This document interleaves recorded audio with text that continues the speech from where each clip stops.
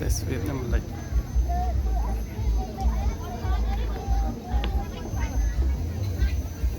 ម្លេចទៅទៀតស្អាតដើរជិះម៉ូតូលើទឹកទៀតអូនអើយកូនឥឡូវបើកឡានមើលកូនឡើងមកយ៉ាងស្ពានបាល់ទឹកស្ពានឈើ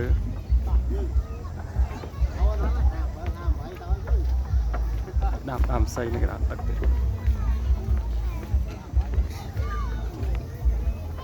ញ៉ាំម៉ូតូគេជិះលើ